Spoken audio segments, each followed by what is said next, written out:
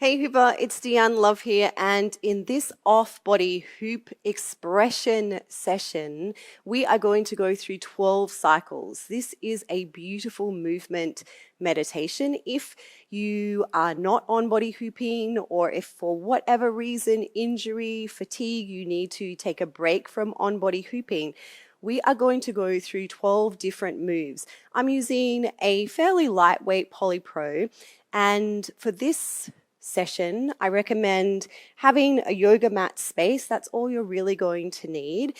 And as I guide you through each of the movements, allow your full expression to come through.